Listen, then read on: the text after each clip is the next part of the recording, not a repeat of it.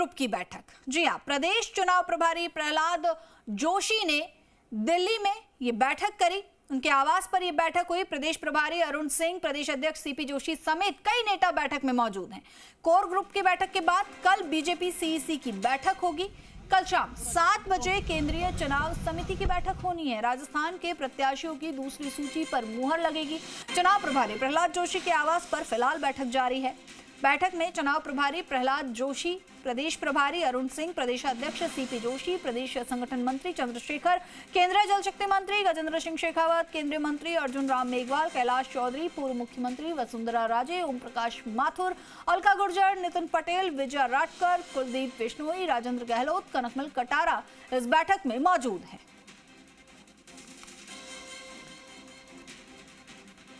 चलिए, इस खबर पर और अधिक जानकारी के लिए हमारे सहयोगी विष्णु शर्मा हमारे साथ जुड़ चुके हैं। विष्णु, बीजेपी में लगातार मंथन जारी है, बैठकों का दौर जारी है और ऐसे में बेहद महत्वपूर्ण बैठक जिसमें तमाम जो दिग्गज नेता हैं वो बैठकर टिकटों पर मंथन कर रहे हैं।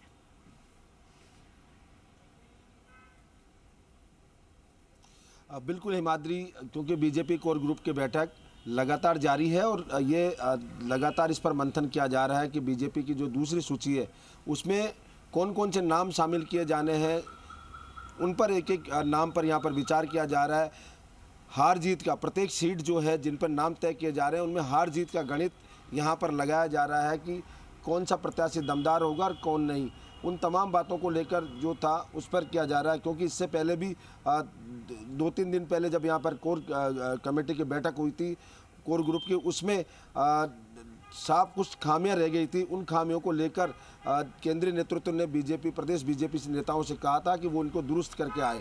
और अब फिर कल एक बार सीईसी होने वाली है, केंद्रीय चुनाव समिति की बैठक होने वाली है।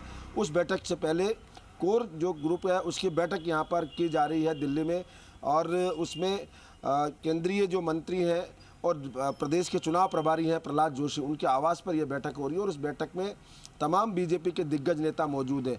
ऐसे में जो सूची आने वाली है, करीब 69 से 70 की सूची यहाँ पर बताई जा रही है, संभावना व्यक्त की जा रही है। उस सूची में एक एक नाम पर यहाँ पर विचार किया जा रहा है और उस विचार के बाद कल वहाँ जो हार जीत का गणित है वो भी दिया जा रहा है कि कौन प्रत्याशी भारी है, कौन हल्का रहेगा। उन तमाम बातों को लेकर यहाँ पर मंथन किया जा रहा है और उसके बाद कल शाम को इस सूची को बीजेपी की जो केंद्रीय चुनाव समिति है उसमें रखा जाएगा और वहाँ पर अंतिम मोहर लगेगी इस सूची पर। और उसके बाद कभी भी ये सूची जारी की जा सकती है, क्योंकि सीईसी की मोहर के बाद ये सूची जारी की जाएगी। और इससे पहले यहाँ पर जो बीजेपी नेता हैं वो कोर ग्रुप के बैठक से पहले भी राजस्थान में लगातार इस पर कई बार मंथन किया गया। बीजेपी की ओर से लगातार सर्वे भी यहाँ पर कराए गए इन सूची को तैयार करने से पहले कि जो तमाम जो नेता हैं वो उन्होंने बारीकी से इस पर किया। और एक बात और है कि इस सूची में कई नए चेहरे भी देखने को मिल सकते हैं, क्योंकि जो पुराने चेहरे हैं उनके नाम यहाँ पर साफ है कि काटे जा सकते हैं, क्योंकि बीजेपी कहीं ना कहीं जीत की रणनीति के साथ, जीत के फार्मूले के साथ मैदान में उतरना चाहती है। और इसी को लेकर बताया जा रहा है कि इस जो सूची है उसमें कुछ विधायकों को भी बाहर का रास्ता दिखाया जा सकता है, यानी उनको सूची में नाम शामिल नहीं किया जाएगा। और इसके अलावा कुछ नए चेहरे जो लगातार फील्ड में रह के काम कर रहे हैं, जिनके जीतने की लगातार उम्मीद है लोगों से, जो सर्वे कराया गया उसमें जो नाम चेहरे आए उनको भी इस सूची में शामिल किया जा सकता है। इसके अलावा कुछ सांसदों के नाम भी बताए जा रहे हैं कि इस सूची में शामिल किए जा सकते हैं। इन तमाम बातों को लेकर विष्णु, और ऐसे में देखिए एक चीज ये भी गौर करने लायक है कि पहली सूची जब जारी की गई तो खुलकर जो है विरोध सामने आया। ऐसे में दूसरी सूची पर क्या कहीं ना कहीं ये कोशिश की जा रही है, चिंतन मंथन इसलिए किया जा रहा है कि इस तरह का विरोध फिर से सामने ना आए जो बीजेपी की अंदरूनी एकता पर सवाल खड़े कर दे। बिल्कुल हिमाद्री, क्योंकि बीजेपी हमेशा सिद्धांतों वाली पार्टी है, तो ऐसे में अनुशासनात्मक पार्टी मानी जाती है, तो कहीं ना कहीं विरोध है वो चिंता का विषय है और लगातार विरोध है वो न केवल पहली सूची पर विरोध था, वो अभी भी जारी है। ऐसे में बीजेपी के जो राष्ट्रीय अध्यक्ष जेपी नड्डा से लेकर तमाम जो नेता हैं वो इस पर मंथन कर रहे हैं कि आगे ये विरोध ज़्यादा नहीं हो और इसके अलावा कम से कम विरोध हो। वहीं दूसरी ओर अगर विरोध होता भी है तो उसको कैसे डैमेज कंट्रोल किया जाए, उन तमाम बातों को लेकर भी यहाँ पर मंथन किया जा रहा है। क्योंकि जब सूची जारी होती है तो टिकट सबको नहीं मिल सकता, किसी एक को मिलता है।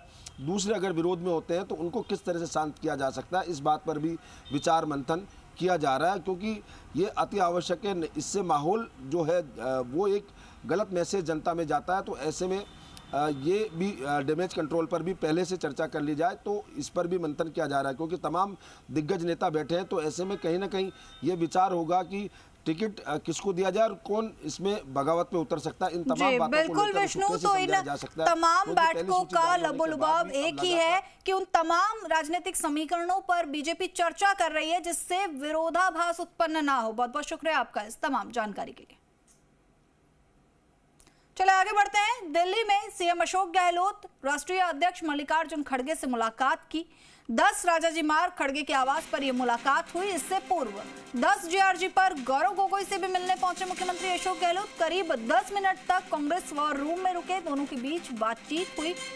मुख्यमंत्री अशोक गहलोत दिल्ली में है और ऐसे में तमाम कांग्रेस के जो दिग्गज हैं उनसे मुलाकात उनकी जारी है। पहले मल्लिकार्जुन खड़गे से मिलने पहुंचे थे, उसके बाद कांग्रेस के वॉर रूम में गौरव गोगोई से मुलाकात की। तो राजस्थान में पहली लिस्ट को लेकर लगातार कवायद जारी है। मुख्यमंत्री अशोक गहलोत खुद सतर्कता के साथ इन सब चीजों पर निगरानी कर रहे हैं और ऐसे में मुलाकातों का दौर भी एक तरफ जारी है। 10 मिनट तक कांग्रेस वॉर रूम में रुके मुख्यमंत्री अशोक गहलोत। स्क्रीनिंग कमेटी के अध्यक्ष गौरव गोगोई से उन्होंने बातचीत की, मुलाकात की और उससे पहले राष्ट्रीय अध्यक्ष मल्लिकार्जुन खड़गे से मिलने पहुंचे। 10 राजाजी मार्ग पर खड़गे के आवास में यह मुलाकात हुई।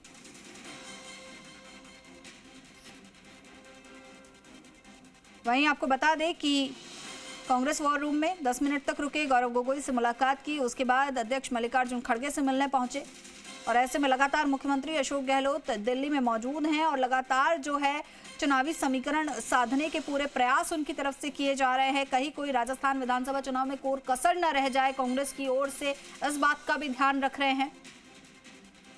और ऐसे में सिर्फ मुख्यमंत्री अशोक गहलोत ही नहीं, तमाम जो टिकट के उम्मीदवार हैं, तमाम जो कांग्रेस के नेता हैं, उनका भी जमावड़ा लगातार दिल्ली में देखा जा सकता है। एआईसीसी के बाहर की बात हो चाहे एआईसीसी के अंदर की बात हो, लगातार जो है नेताओं का जमावड़ा देखने को मिल रहा है और वो भी तब जब सूबे के मुखिया खुद दिल्ली में मौजूद हैं, तो टिकट के दावेदारों का भी वहां पहुंचना लाजमी है।